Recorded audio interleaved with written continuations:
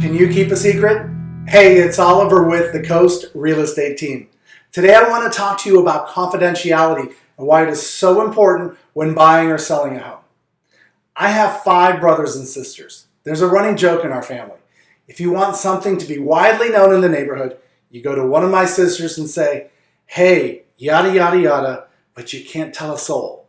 In a day or two, it will be public knowledge.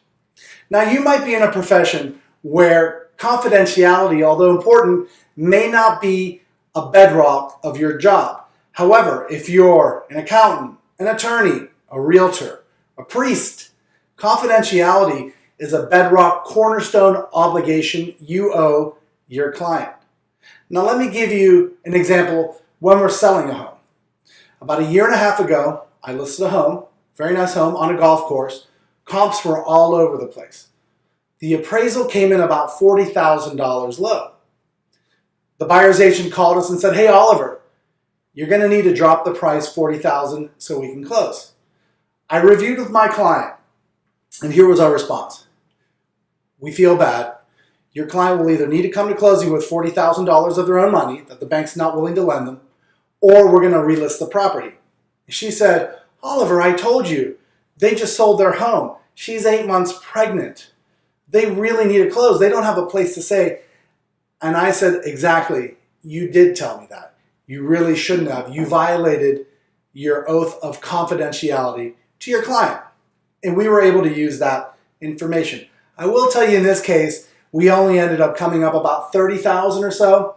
I think my seller relented because we pushed them about as far as they could financially go without having to dip into real, emergency funds. So, but again, that is an example of how that information was used against them.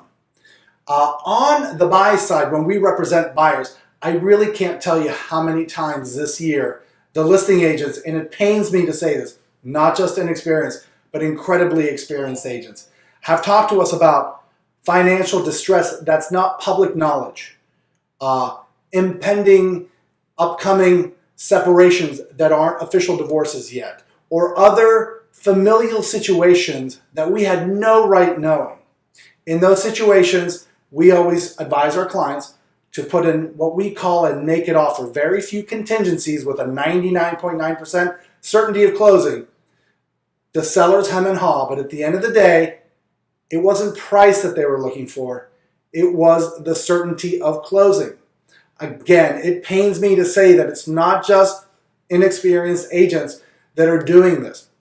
So I'm going to leave you with one tidbit of information. Anytime anyone comes to you and says, hey, I just heard this, so you can't tell a soul, because I'm not supposed to tell anyone. Anytime someone starts a conversation with you like that, you put a check mark by their name and say, hey, I can't trust this person to represent me in a financial transaction. It's as simple as that. Well, listen, if you have a comment, just send me a direct message back. But we always look forward to talking to you. Talk to you soon. Bye-bye.